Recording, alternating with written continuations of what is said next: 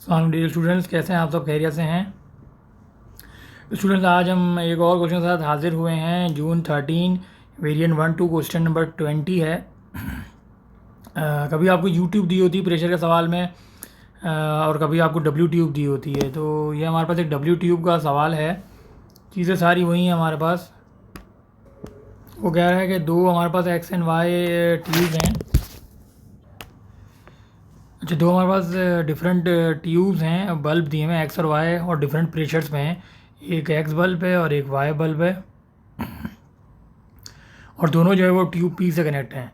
ये वाला भी ये जो है वो पी से कनेक्ट है, और जो वाई भी है ये भी पी से कनेक्ट है। ठीक है, अब देखो दोनों में मर्क्यूरी जो है वो फिल किया हुआ है। ठीक है, यहाँ पे देखो ये जो है चीज़ है, ये मर्क्यूरी फिल किया हुआ है, शेडेड एरिया उन्होंने बताया हुआ है।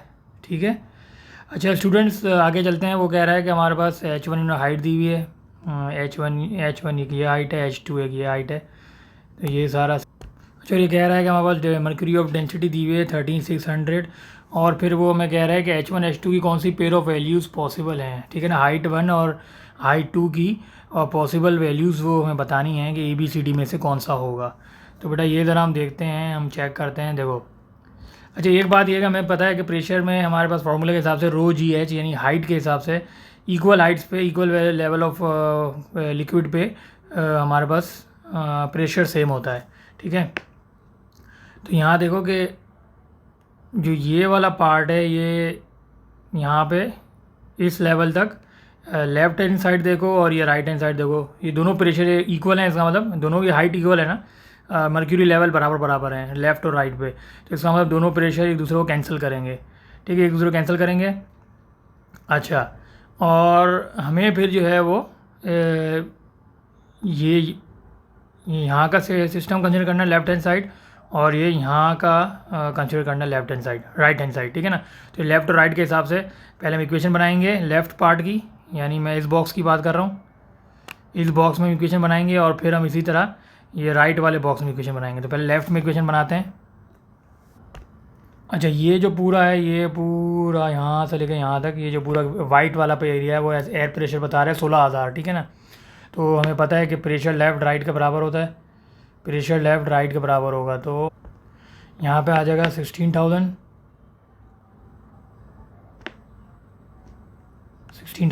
किसके बराबर होगा, इक्वल टू। अच्छा, हमारे पास अब लेफ्ट हैंड साइड का तो काम हो गया। ठीक है ना, इस बॉक्स पे, इस बॉक्स में लेफ्ट हैंड साइड का तो काम हो गया हमारे पास, हमने ये वाला तो ले लिया। ठीक है, अब हम राइट पे आएंगे। तो राइट पे देखो, पहले हमारा डार्क पोर्शन है ये H1 वाला, तो इसका प्रेशर क्या होगा, रो जी एच। तो यहाँ देखो ये हो जाएगा रो जी, और एच हाइट है H1। ठीक है, ये H1 आ गया, प्लस अब देखो ये हमारे पास H1 के बाद जो खाली पोर्शन है वो इसमें वाइट वाला जो पार्ट है वो प्रेशर P है। ठीक है, तो ये हम लिख देंगे प्रेशर P। ठीक है बेटा। अच्छा, इसी तरह फिर हम देखो इस यहाँ पे भी लेवल पे देखो इक्वल हाइट है। ये डॉटेड लाइन जो है, ये डॉटेड लाइन है, यहाँ पे तो प्रेशर इक्वल होगा। इसका मतलब लेफ्ट हैंड साइड और राइट हैंड साइड आपस में प्रेशर कैंसिल करेगा। तो फिर हम क्या इक्वेशन में कंसिडर करेंगे, एक ये वाला पार्ट, एक ये वाला पार्ट कंसिडर करेंगे लेफ़्ट के लिए, और राइट के लिए ये पूरा पार्ट। ठीक है, तो अब देखो यहाँ पे यही होगा कि सबसे पहले ये प्रेशर आएगा, तो ये प्रेशर क्या होगा, क्योंकि हम ये वाले बॉक्स की बात कर रहे हैं, राइट वाले बॉक्स की। लेफ़्ट वाला बॉक्स के लिए तो हमने इक्वेशन बना ली, इक्वेशन नंबर 1 हमने इसको नाम दे दिया है। राइट वाले बॉक्स के लिए हम क्या करेंगे, सबसे पहले ये H2 वाला प्रेशर बनाएंगे। ये जो हमारे पास H2 वाला प्रेशर है, तो ये क्या होगा, ये होगा रो जी H2।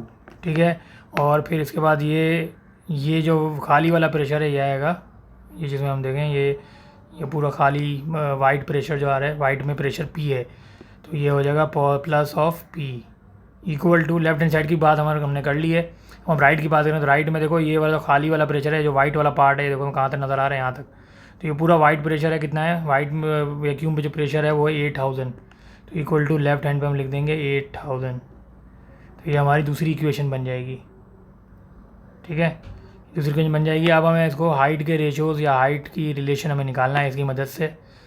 तो अच्छा, इसमें प्रेशर P को सब्स्टिट्यूट कर सकते हैं इक्वेशन 2 को, अगर इक्वेशन 1 में हम प्लेस करें तो कैसे हो जाएगा, ये होगा 16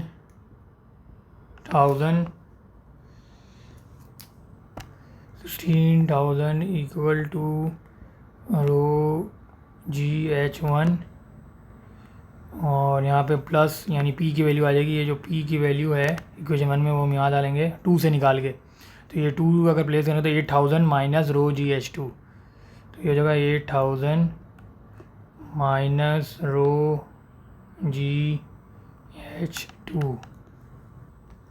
अच्छा, तो ये हमारी इक्वेशन आ गई। अब हमें डेंसिटी और ग्रेविटी प्लेस करनी है। तो ये हो जाएगा 8,000 डिवाइड बाय डेंसिटी, ये हमें दी हुई है तो ये हम यहाँ प्लेस करेंगे। नीचे ये हो जाएगा 13,600 multiply by 9.8 equal to, and दोनों का डिफरेंस H1 माइनस H2।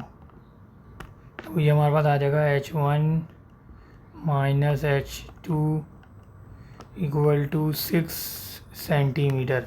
या दूसरे बातों में हम ये भी कह सकते हैं कि H1 equal to H2 plus 6 centimetre. अब यहाँ देखो बेटा, बहुत आसान है कि हमारे पास यहाँ में देख के पता चल रहा है कि जो H2 है वो 6 सेंटीमीटर ज़्यादा है H1 से, क्योंकि H2 में अगर 6 ऐड होगा तभी H1 बनेगा। ठीक है, तो हमें ऑप्शन ऐसे तलाश करना है जिसमें H1 और H2 में 6 सेंटीमीटर का फ़र्क हो एक बात, और H1 बड़ा हो।